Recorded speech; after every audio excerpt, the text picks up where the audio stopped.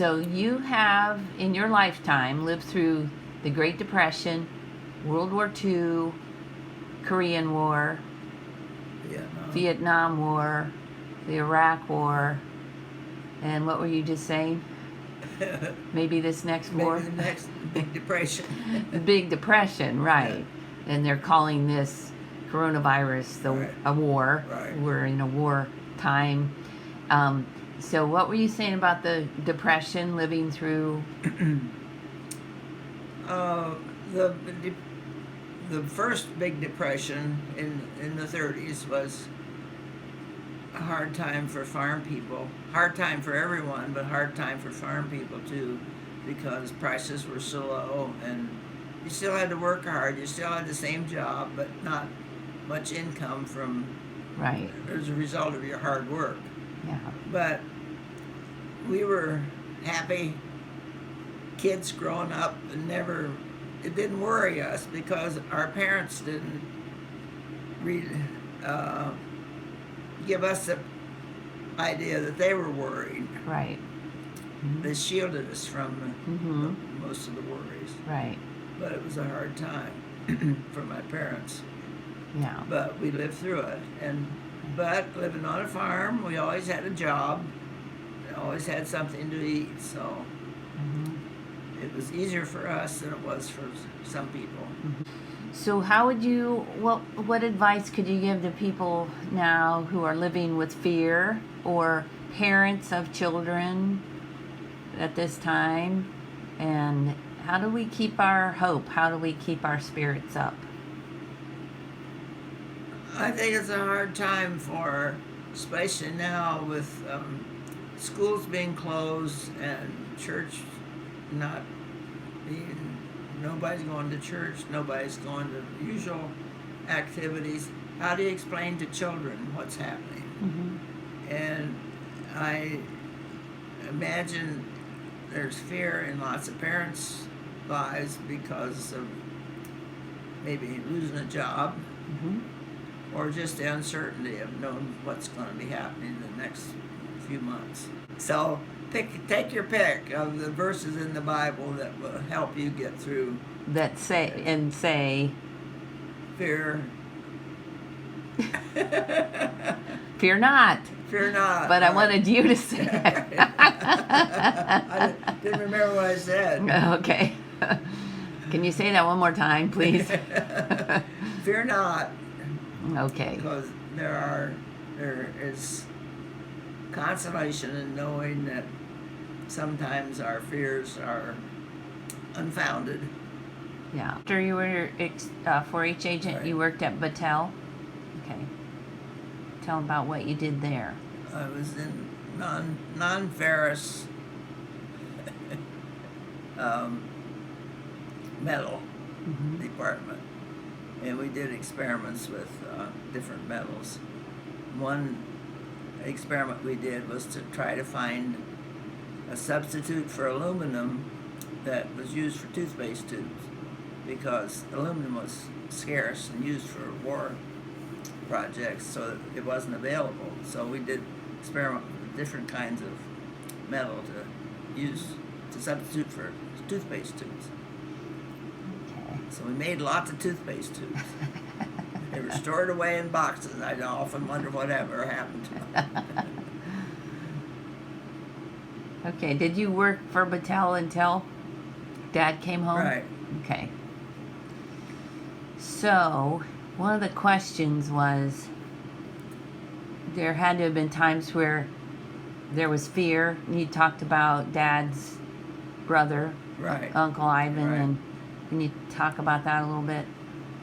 Well, I should probably put in there too that there were 7 boys in the family, and 5 of them were in the service. So it was hard for his parents because they lived on a farm, and one of them stayed home to farm.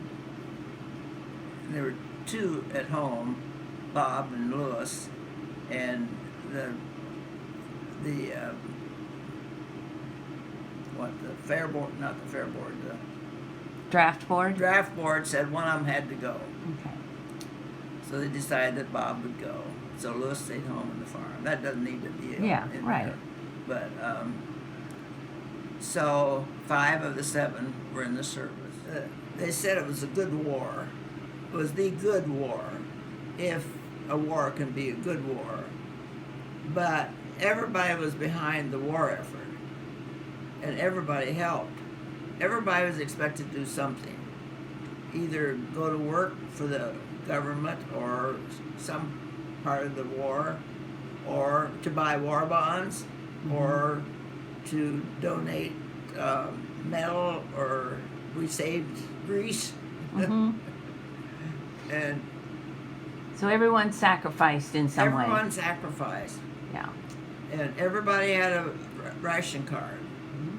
You couldn't go in any place and buy all you wanted of butter or meat or anything like that. You had a ration card. And when those stamps were gone, you did without till the next, I don't know how often, whether it was monthly or what, I don't remember.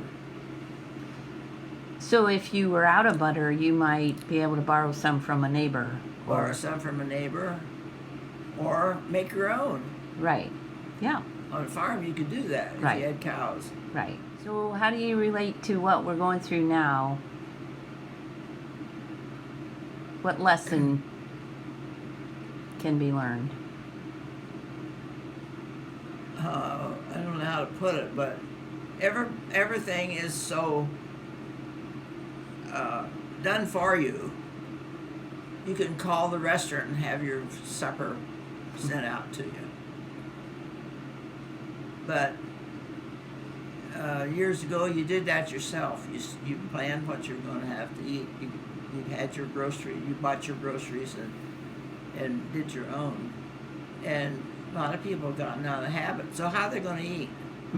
If they can't go to the restaurant, or you can't get a carry-out, what are you going to eat? Because you don't have anything at home to fix. It's just we've gotten too used to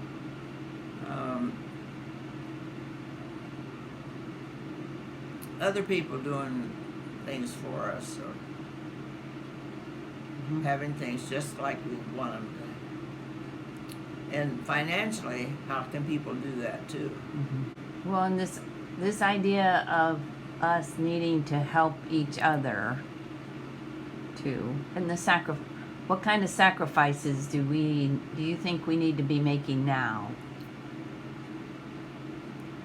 I think we ought to be able to find more time to help those that are needing, and even give money that we wouldn't have given otherwise to help feed all these children that are home that need lunch. Somebody has to pay for that. Right. And if we can contribute to that, contribute food or money or time to help with that, or a neighbor needs something, we ought to be able to. I know Dave said yesterday about that's one good thing that we're going to be helping each other more. We all have a time when we need something. You never know when that's going to be. So let it be payback time, or pay ahead time. Yeah. Do something for somebody now with, sorry to say, this prospect that someday you're going to need something. And I found that out.